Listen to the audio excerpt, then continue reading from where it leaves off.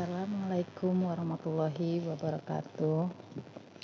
Nama saya MSy Apriana, umur 38 tahun. Saya ingin menceritakan kehidupan pribadi saya sebagai seorang Atresia Ani sejak lahir. Dan bagaimana saya bisa bertahan hingga umur 38 tahun sampai saat ini ya.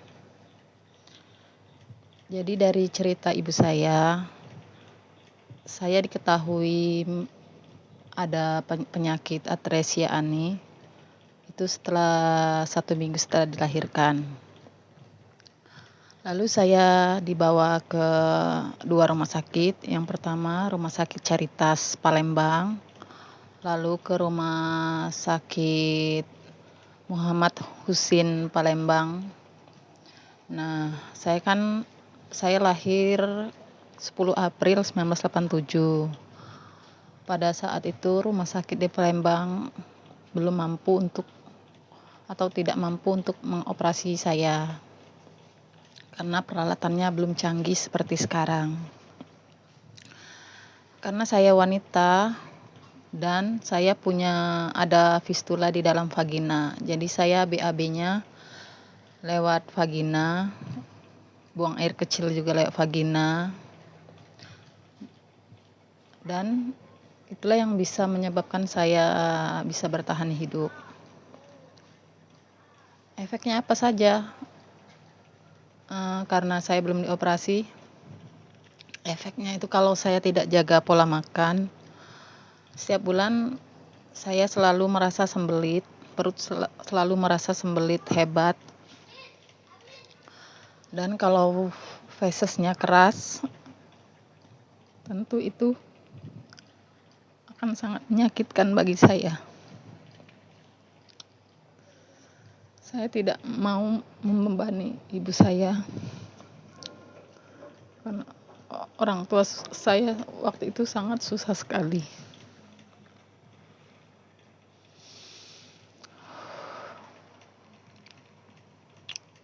Jujur berat untuk menceritakan pengalaman pribadi saya lewat video ini. Saudara saya banyak, 12. Dan waktu melahirkan saya pun ibu saya mengalami pendarahan hebat. Sehingga itu membuat saya tidak bisa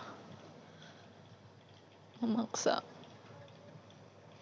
untuk membebani orang tua saya dan keluarga saya. Saya tidak mau merepotkan dan membebani orang tua saya.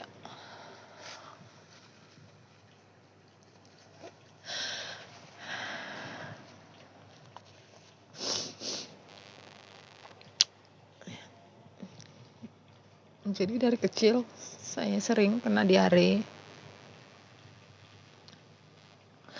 Apalagi kalau pola makan saya salah. Mengapa diare? Misal saya tidak BAB 3 atau 4 hari. Tidak bisa BAB karena ada feses yang keras yang menyumbat saluran pencernaan saya. Jadi akibatnya feses saya menumpuk. Misal saya salah makan apa itu pasti saya langsung kena diare. Saya bisa mengalami diare itu 3 hari, pernah seminggu. Dan memasuki masa haid pun saya sering mengalami sakit seperti kram perut saya keras, kembung. Ternyata itu karena darah haid saya kering. Itu mulai terjadi sering kram perut itu mulai di kelas 6 SD ya. Dan haid saya pun jadi tidak lancar kadang misalnya kelas 6 di bulan Januari saya haid, nanti 3 bulan saya nggak haid, 3 bulan setelah 3 bulan lo haid lagi. Nah, memasuki masa SMP, haid saya lancar, alhamdulillah, nggak pernah setiap bulan selalu haid.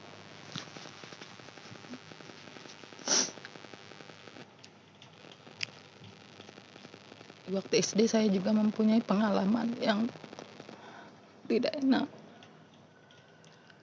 Saya dijauhi teman-teman saya selama 6 tahun. Saya sangat punya sedikit teman. Saya tidak tahu mengapa mereka menjauhi saya. Alhamdulillah itu tidak sampai melukai fisik. Paling mereka hanya menghindar jika saya ada di dekat mereka. Saya hanya diam. Saya terima itu. Saya juga tidak pernah mengadu ke saudara dan ke orang tua saya tidak pernah mengadu bahwa saya dibully. Saya tidak pernah cerita karena itu hanya sebatas kata-kata. Karena waktu kelas 1 SD itu tangan saya kena skebis parah.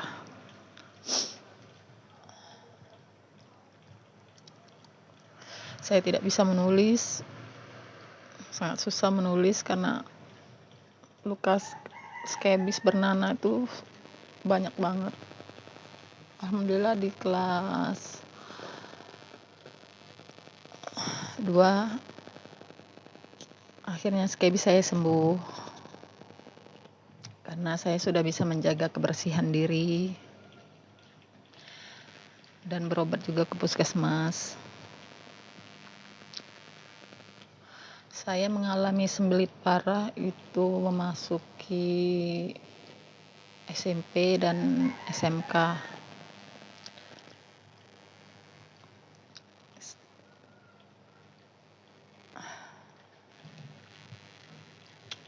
Saya juga karena saya penderita atresia ani, saya jadi waktu tamat sekolah itu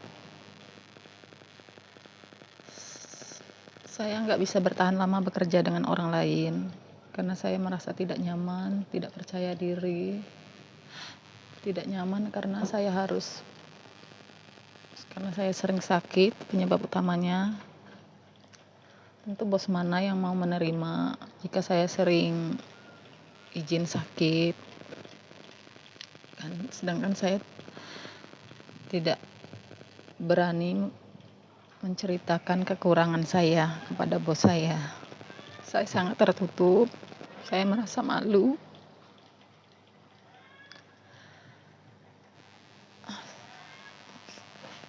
Saya selalu pendam penyakit saya ini, saya tidak pernah menceritakan. Yang tahu paling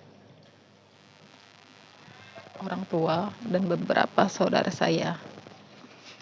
Ada beberapa saudara saya yang lain tidak tahu penyakit saya.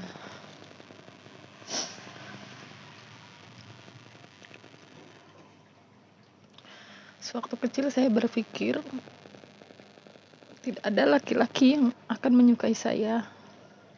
Saya berpikir saya tidak mungkin akan menikah. Saya pikir mana ada laki-laki yang mau menerima saya. Saya tidak punya anus. Saya takut tidak punya anak. Dan benar saja saya susah punya anak karena saya belum dioperasi waktu itu.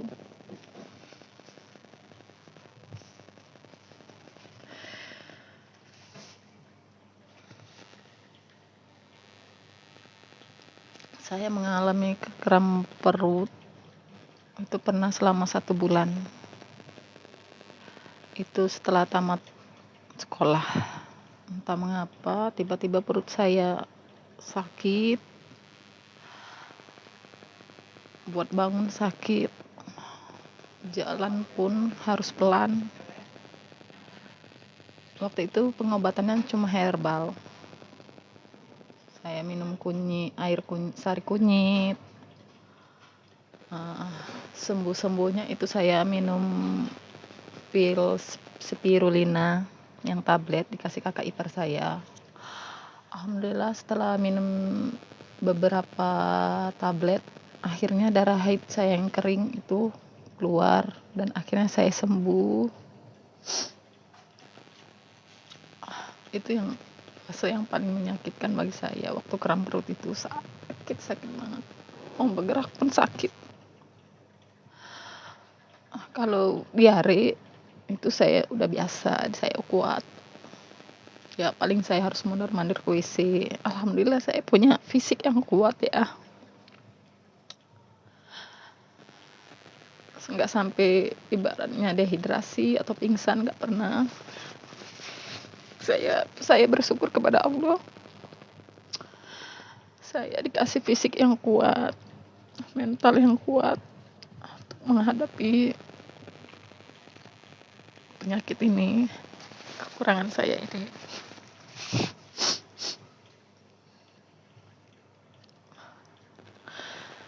Saya lihat masih ada anak-anak di luar sana yang penyakit seperti saya, utama perempuan atau ani yang belum dioperasi.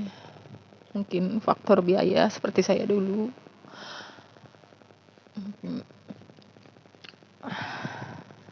Karena dulu juga waktu tahun berapa saya pernah operasi usus bocor tahun 2017. Pada saat itu belum ada yang namanya BPJS. Jadi perut gara-gara diurut, saya merasa sakit perut. Lalu saya waktu itu posisinya udah menikah ya. Mertua saya menyarankan saya untuk diurut.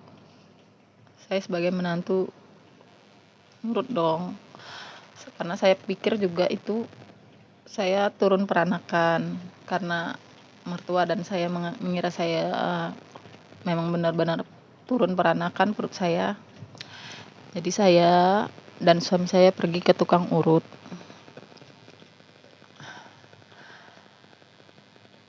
Nih, saya dapat tukang urut yang cara ngurutnya itu kuat banget.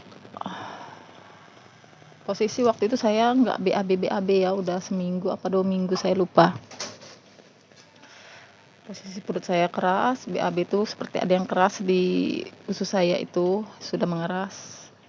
Bayangin kalau ada feses yang keras, terus perut kalian diurut sekuat tenaga, apa yang akan terjadi? Ya, usus saya jadi lecet. Bukannya sembuh, itu mengakibatkan penyakit saya tambah parah, usus saya lecet, saya menahan sakit itu selama setahun, nyeri-nyeri perut, sembuh hilang karena minum obat ya, obat nahan nyeri. Jadi setelah setahun, tiba-tiba perut saya sakit seperti apa ya, jalan tuh sakit kayak nyenggol batu, kayak ada batu pas waktu berjalan tuh kayak kegores tuh kan, bagi organ dalam tuh. Saya lupa saya makan pedas, perut saya kram, kembung, kencang, nggak bisa kentut, kram hebat lah pokoknya, nggak bisa kentut, sangat menyiksa, perih, panas, karena efek konsumsi pedas tadi.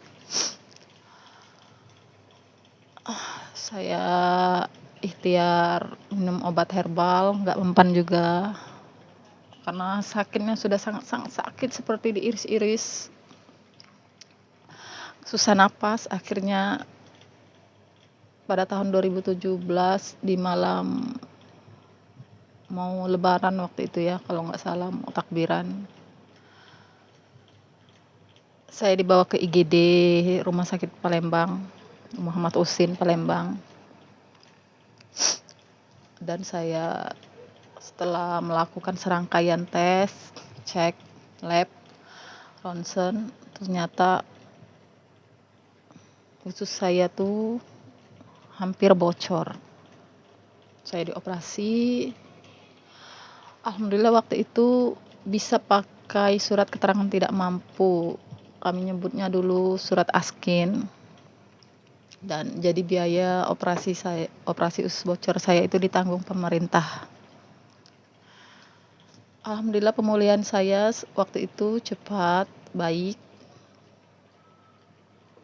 Luka jahitan saya enggak bernanah. Terima kasih pada dokter Rita yang saya ingat yang operasi saya itu ya, saya mengucapkan terima kasih.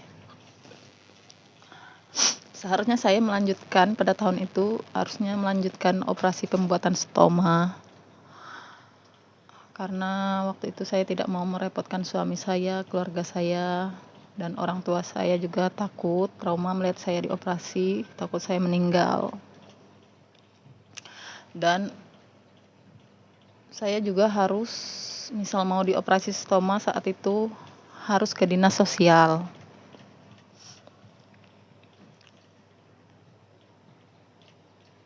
Karena tidak mengerti caranya, suami saya juga tidak mengerti, merasa ribet.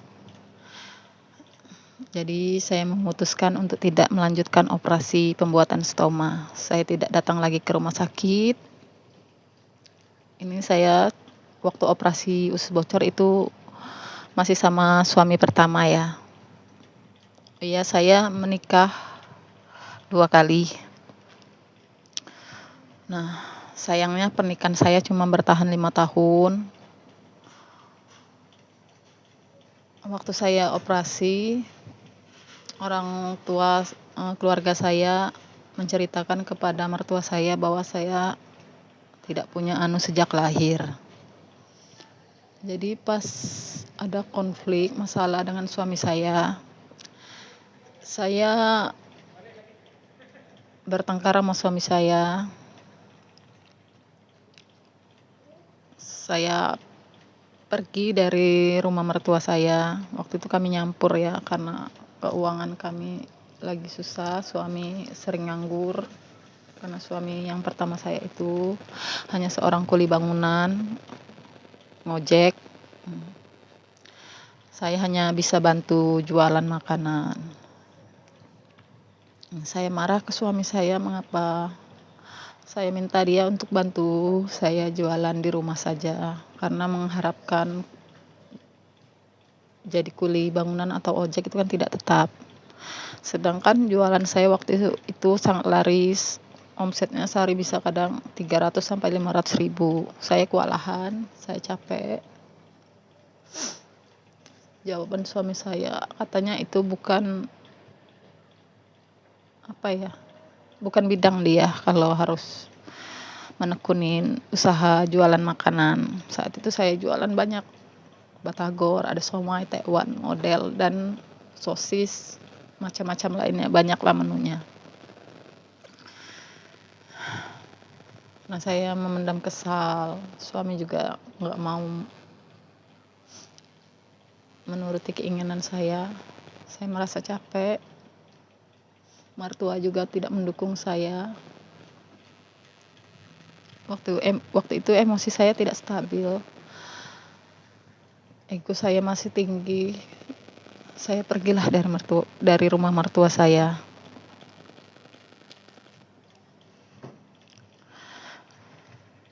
Karena saya minggat dari rumah mertua saya tidak senang dan menyuruh anaknya untuk menceraikan saya. Saya setuju diceraikan. 2 tahun saya menjanda. Akhirnya saya ketemu lagi dengan suami saya yang sekarang. Alhamdulillah suami kedua saya orangnya baik, bertanggung jawab. Hanya kuli di sebuah pabrik kardus. Dialah yang mensupport saya untuk operasi pembuatan stoma, karena waktu itu pada tahun 2023 perut saya kumat lagi sakit, perut kiri sakit seperti diiris-iris, seperti ada silet di dalam perut saya, sakit banget. Saya demam, meriang, selama seminggu itu. Waktu itu saya sudah pernah buat BPJS, tapi suami pertama saya tidak pernah membayar BPJS-nya, iuran BPJS per bulannya. Jadi menunggak ada sekitar 2 tahunan. Nah, suami yang kedua ini dia urus BPJS saya yang menunggak dibayarkannya semua denda-dendanya. Habislah 1.500.000 lebih ya.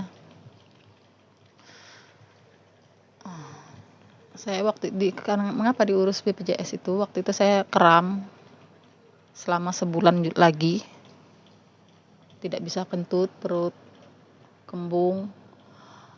Saya cuma karena BPJS-nya belum bisa dipakai, jadi hanya herbal. Saya minum sari kunyit, temulawak, madu, spirulina, bawang putih dibakar 3 biji, terus diseduh air panas. Itu pokoknya yang kata orang bisa menyembuhkan sakit saya coba semua. Minum VCO. Entah obat herbal mana yang menyembuhkan kram perut saya. Tiba-tiba saya sembuh lagi. Saya sembuh, nggak sakit lagi, bisa beraktivitas seperti biasa. Saya tetap membayar iuran BPJS saya, iuran yang saya ambil kelas 3 ya. Per bulan itu dulu masih 37 ribuan, 35 apa sama adminnya jadi 37 ribuan. Nah, pas 2023 masuk di 2024 perut saya sakit banget tapi tidak kram. Seperti diiris-iris. Karena sakitnya sudah tidak tertahankan, saya cobalah BPJS saya itu ya. Saya ke Vaskes 1 dulu.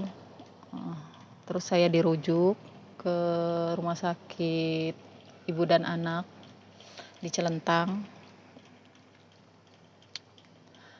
Setelah di USG ternyata ada perlengketan genitalia. Itu merujuk seperti ada kista. Saya disarankan untuk ke rumah sakit umum Muhammad Husin di Palembang, karena itu rumah sakit itu yang paling canggih ya, alat-alatnya lengkap. Setelah melakukan berobat kontrol ulang selama kurang lebih berapa kali ke poli, sudah USG, CT scan, ronsen, semuanya. Ternyata setelah USG dokter menyatakan ada kista, benar. Dan dokter di poli ginekologi menyarankan untuk dioperasi, dibuang kistanya. Tapi harus disembuhkan dulu infeksi perlengketannya. Setelah sembuh tanggal 26 Maret 2024 saya akhirnya bisa dioperasi pembuatan stoma dan dibuang kistanya. Jadi waktu itu operasinya double ya. Tentu itu sangat menyiksa, sakit banget. Alhamdulillahnya waktu itu habis operasi suami saya kebetulan dapat gajian dan uang THR. Itu bisa membantu biaya pemulihan saya.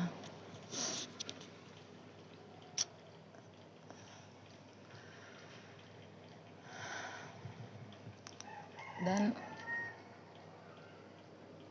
sehabis operasi luka jahitan saya itu bernanah. Dari hari ketiga itu mulai bernanah. Saya panik, cemas, takut terjadi apa-apa. Jadi suami saya mengajak saya ke dokter spesialis penyakit dalam di daerah saya itu. Obat yang dari rumah sakit dianjurkan tidak diminum karena dosisnya terlalu rendah. Posisi jahitan saya tuh bernanah banyak banget dan berongga. Kira-kira berongga setengah sentimeter, nanahnya banyak, berbau. Saya diajarkan namanya Dokter Bob ya, Dokter Bob Fernando yang buka praktek itu di angkatan 66. Saya diajarkan cara membersihkan luka dan disuruh menghabiskan antibiotik yang diberikannya. Selama 2 minggu itu harus habis. Saya habiskan obat dari dokter, yang obat dari rumah sakit saya tidak minum. Karena dia dokter yang sering saya datangi waktu saya sakit dulu, dan hanya dokter itu yang tahu kekurangan saya, yang saya berani cerita. Hanya Dokter Bob Fernando. Alhamdulillah setelah berobat dari situ, luka jahitan saya sembuh. Tentu saya juga rajin membersihkan luka nanah saya. Setiap jam saya bersihkan.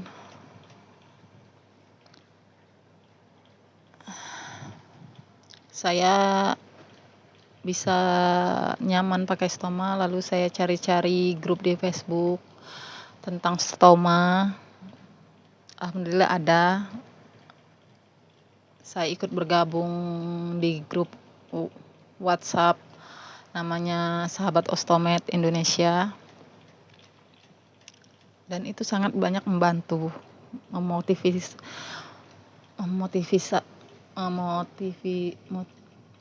memberi semangat saya, jadi motivasi saya untuk bertahan hidup dan lebih semangat, lebih bersyukur.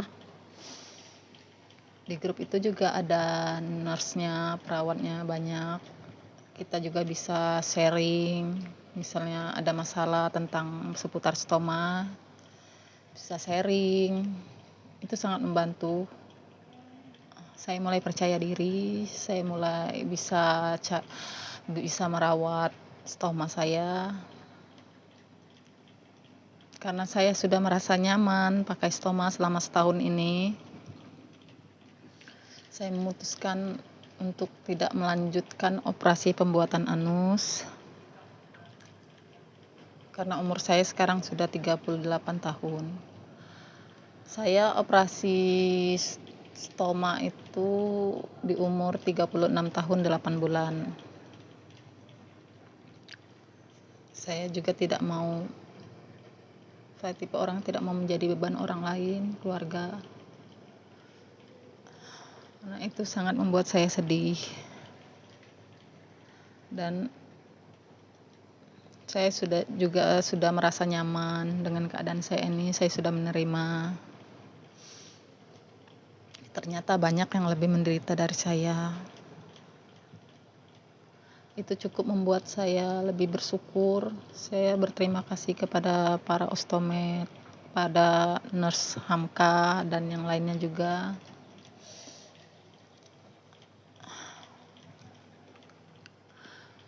Semoga para ostomed lainnya bisa lebih semangat menjalani hidup.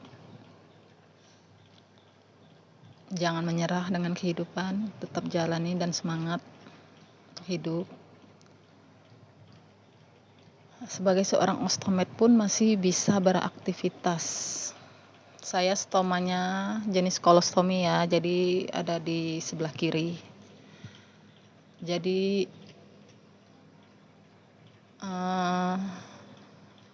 lebih bisa gimana ya, kalau kolostomi ini fesesnya kadang padat kadang cair, tergantung makanan yang dikonsumsi. Tentu harus tetap jaga pola makan. Beda dengan yang kalau ileostomi yang sebelah kanan itu sepertinya lebih cair. Saya tahu itu karena ikut grup ostomed.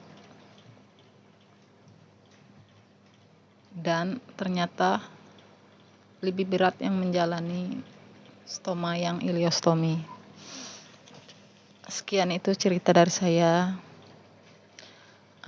Bagi pesan saya kepada para penderita atresia ani, tetap percaya diri, yakinlah Jika kalian wanita, masih banyak laki-laki di luar sana yang mau menerima kalian apa adanya. Jangan putus asa, yakinlah masih ada orang yang benar-benar terima kita apa adanya. Terima kasih, sekian storytelling cerita pengalaman pribadi saya sebagai seorang Atresiani sejak kecil. Terima kasih.